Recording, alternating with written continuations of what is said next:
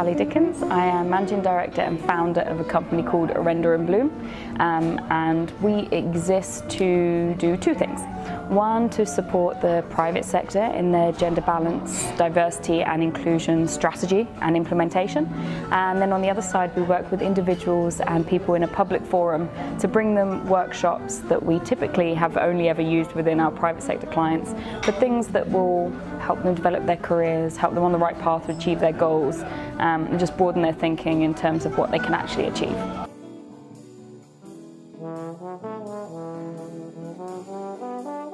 I'm 33, so I've been working since I graduated uni. I started in research consultancy in London, moved to Dubai when I was 25 looking for an adventure. Didn't have a job when I first moved here, so I figured I will just do what I already know. So I got another job in research here, which at the time I really did not enjoy.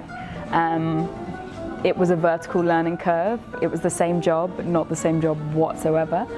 But it made sure I had a very solid basis of understanding the region and the culture here, and more specifically the women, because women are the consumer here on a large scale. So I listened to a lot of translators talking about women in Saudi and Lebanon and Oman and Egypt and the UAE. So it was a really great way to get to know the region.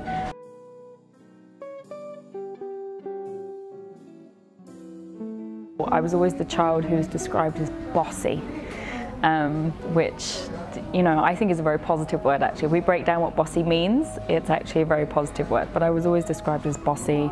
I was always the kid who, if I noticed something that I didn't agree with, I would say something, which I both thank and blame my parents for. And they always encouraged me to have a voice and you know, say if I think something. It doesn't matter if people disagree. That's part of the debate, part of the conversation. And I noticed that women are less likely to do that. They're less likely to share their voice and share their opinion.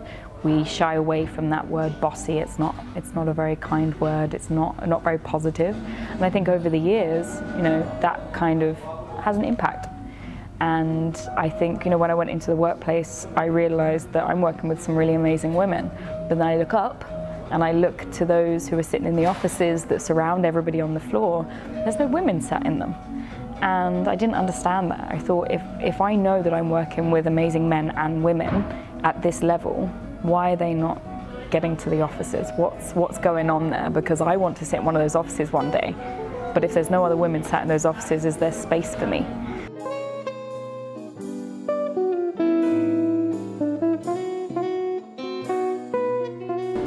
So then I started gearing up to do what I do now, but then a spanner was thrown in the works and I was offered the job.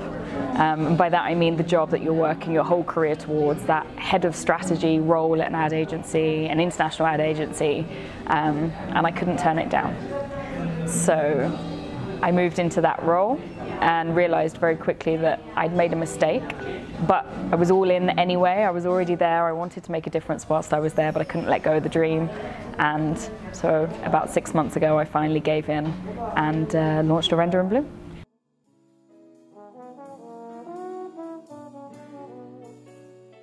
If you have a problem and you need to solve it, but you don't know why you're solving it or what you're trying to solve it to get to, that's where the bigger problems are.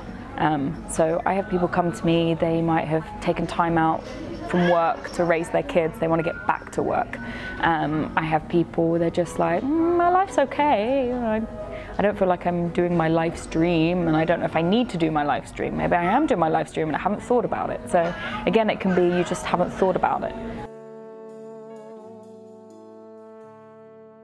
We also have an event, a short session, I mentioned it briefly, that I love, and it's always very successful with the private sector. I usually run it mixed gender with the private sector as well, and that's being CEO of your life and building a board of directors.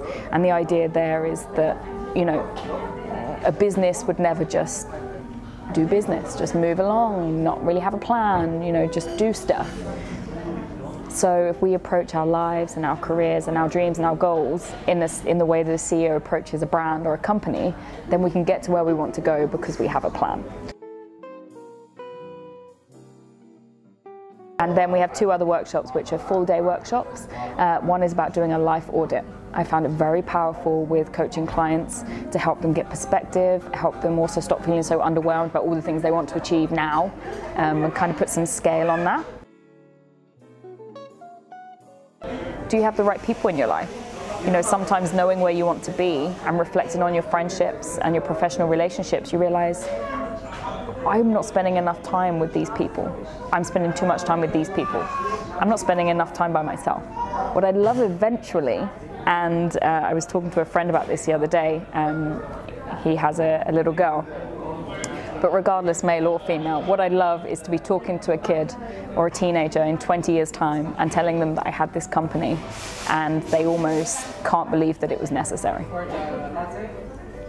You know, well, what do you mean you had a gender diversity and inclusion consultancy? Why would you need that?